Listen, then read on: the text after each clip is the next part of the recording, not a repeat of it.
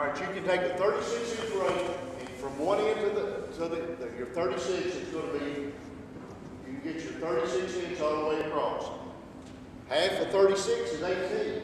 That'd be exactly your measurements right here. So you can take where your handle of your rake, and you can get the outside part of your table. So just by using your 36-inch rake, boom, boom, boom, you can make sure that you maintain the integrity of that flat surface every day. Very quickly, it's the simplest way to do that. Any questions? Anybody have any better ideas of the way they do that? But that's a quick, easy way to make sure that you keep your table. And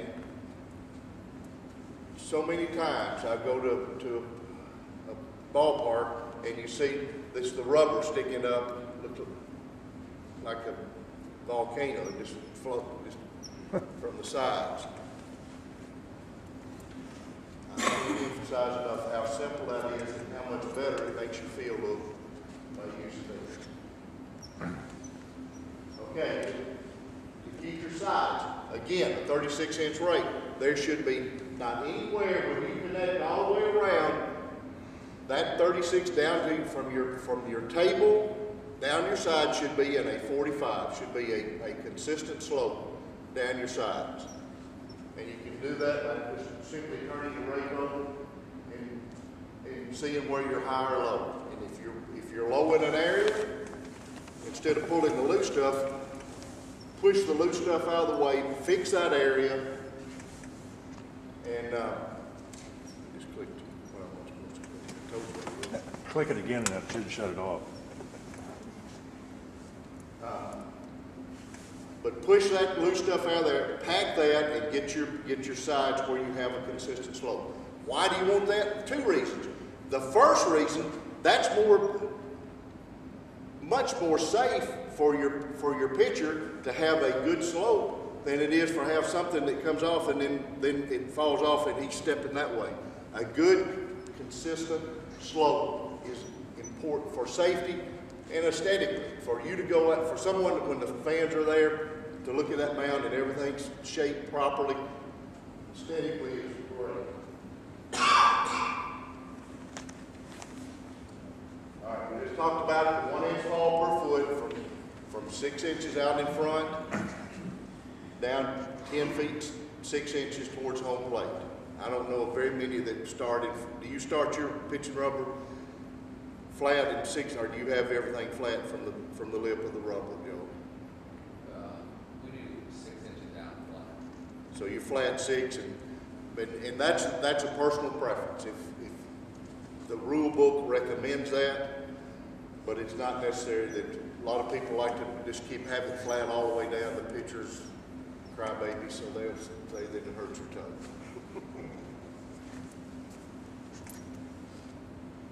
Do that with we have what's called a mound ruler that has a level in it that you can take strings and accomplish the same thing. One string to make sure you're 10 inches high, another string from stand on the rubber, and someone else down at the bottom, and just make sure that everything is consistent under that string. I'm a string guy. This is a mound ruler, has a level built in it to make sure that your slope is correct. But again, you can take a string and do the same thing. And that's what we're talking about. I think we'd all have to agree that would be much more safe for a pitcher than something where they're literally falling off on.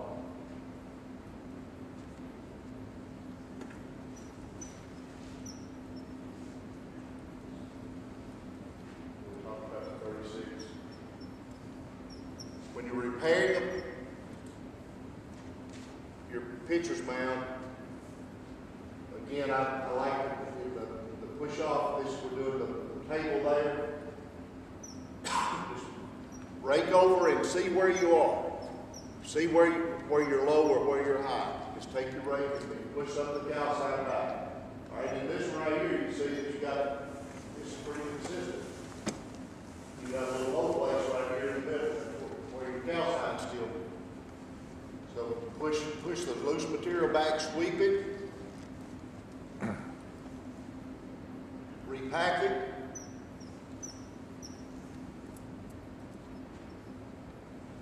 and then drag it out.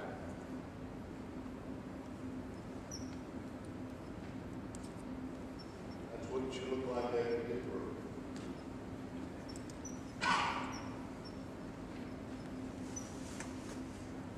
Everybody has a crew that big, with that many people to take care of your field. I'm not.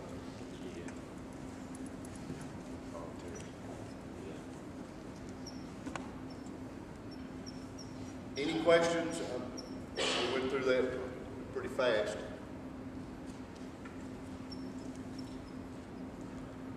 Some of the things why we have this one up here,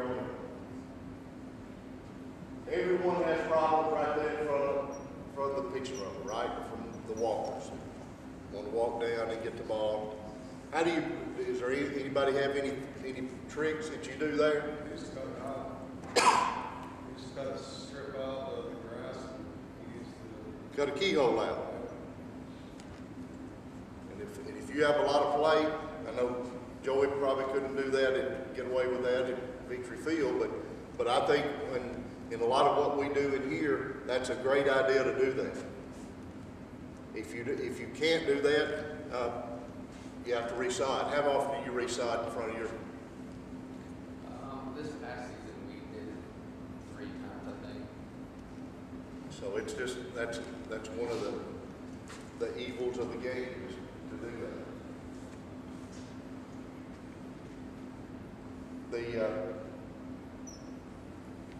Don't be afraid after a period of time to completely take all your loose material off your mound. Why would you do that?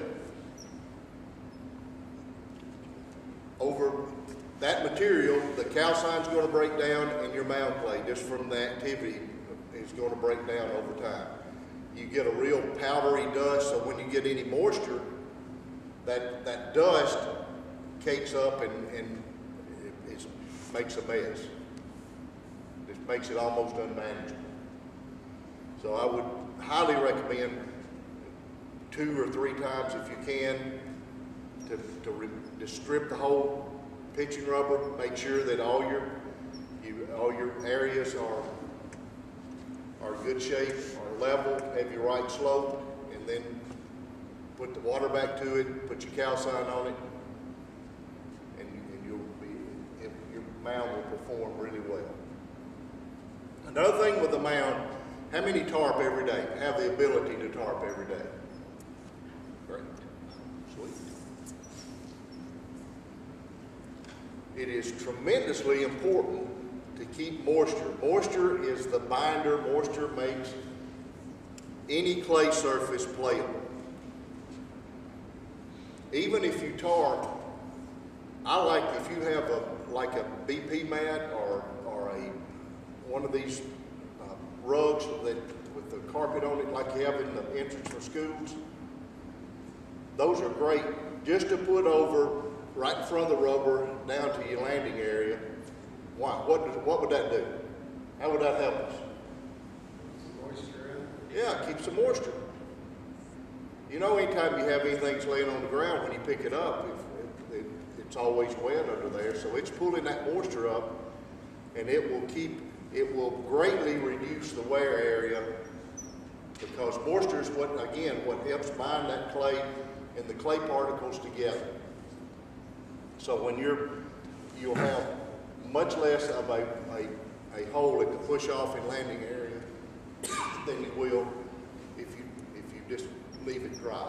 You'll have normally, and not only that, when you let one dry, especially some of this hard clay, when you let it dry, you can't get a cleat in there. The players can't get their cleat in there, so it affects their play. So it's softer,